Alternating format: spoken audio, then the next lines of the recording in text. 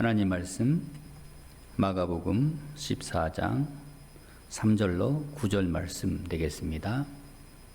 마가복음 14장 3절로 9절 말씀입니다.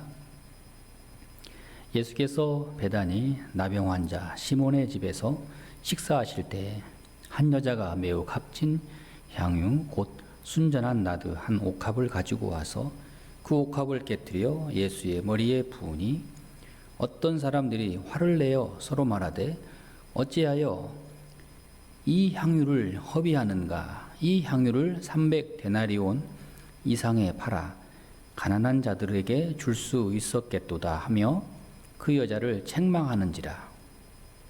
예수께서 이르시되 가만두라. 너희가 어찌하여 그를 괴롭게 하느냐?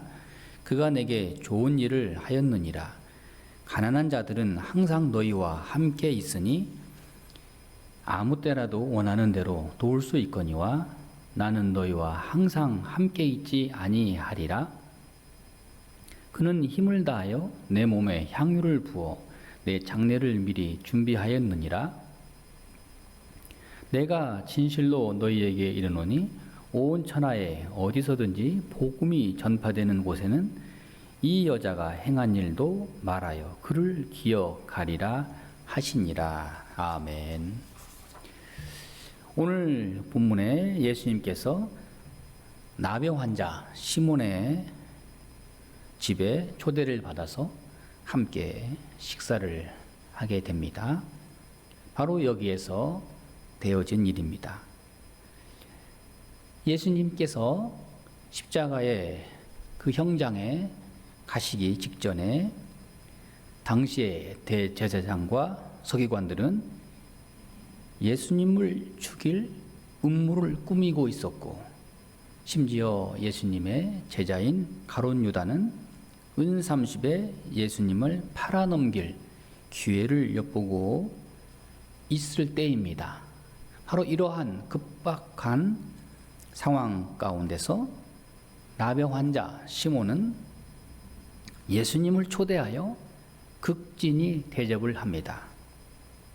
당시에 나병 환자를 가까이 하면 안 되는 이런 율법의 상황에서 예수님은 나병 환자 시몬의 초대에 기꺼이 초대에 임하였습니다.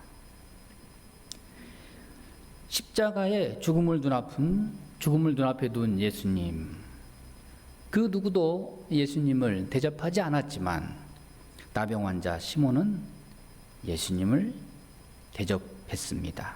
어쩌면 마지막 6월절 만찬을 제외하고 예수님을 극진히 대접한 사람이 아닌가.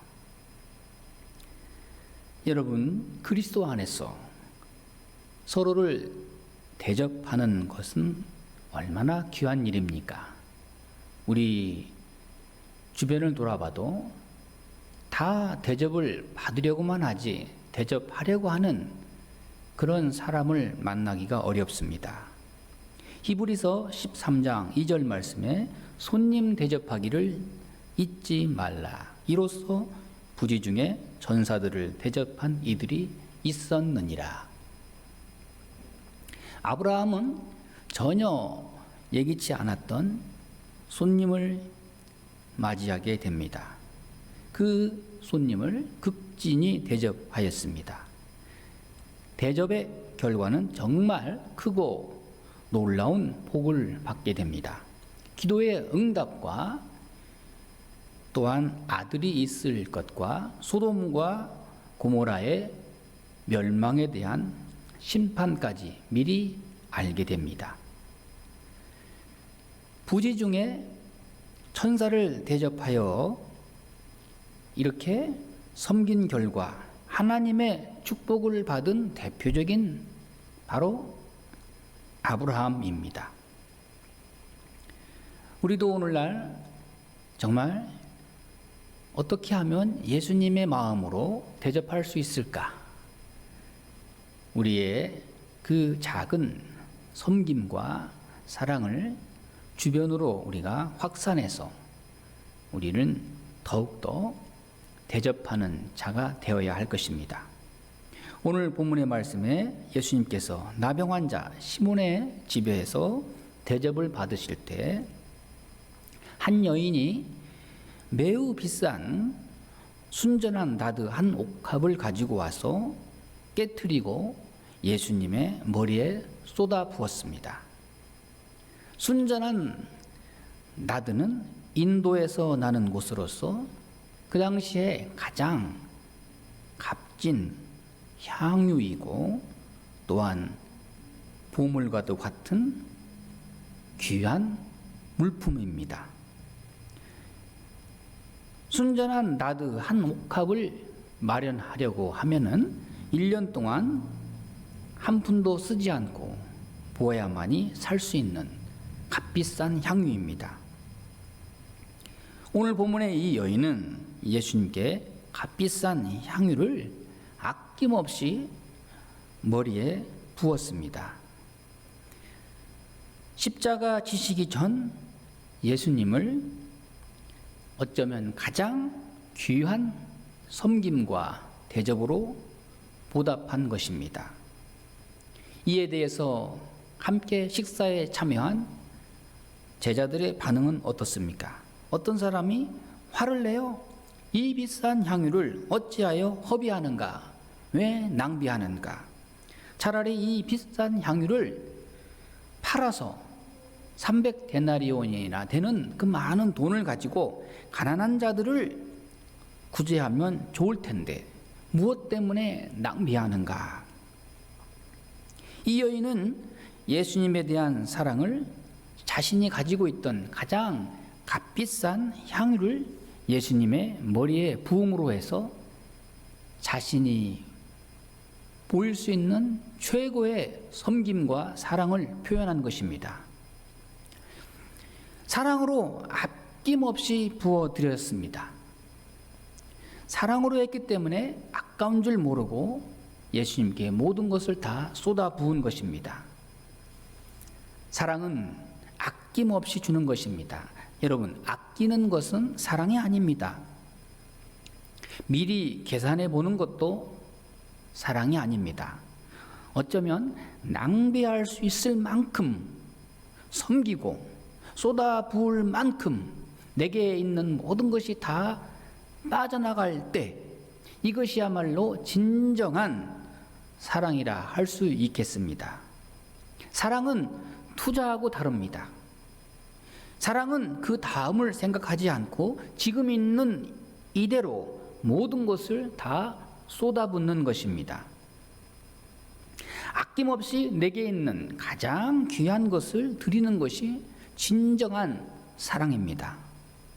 이 여인의 사랑의 헌신을 보고 비난하는 사람들의 말을 들어보면 가난한 자들을 섬길 수 있을 텐데, 가난한 자들을 도울 수 있을 텐데 왜 그 비싼 향유를 낭비하느냐? 이 말은 겉으로 보면 그럴듯합니다. 정말로 가난한 자들을 사랑하고 섬기는 것 같은 말을 하기 때문입니다.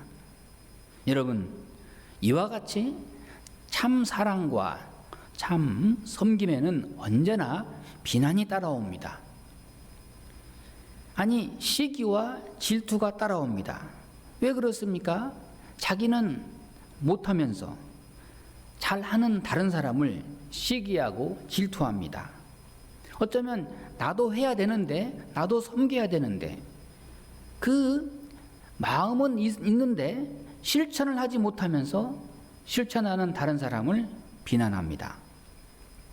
그렇기 때문에 참 사랑과 참 헌신에는 비난이 따라옵니다. 아니면 비난이 따라올 것을 미리 알고 비난받을 각오로 사랑하고 헌신하는 것이야말로 진정한 참 헌신이라 할 수 있겠습니다.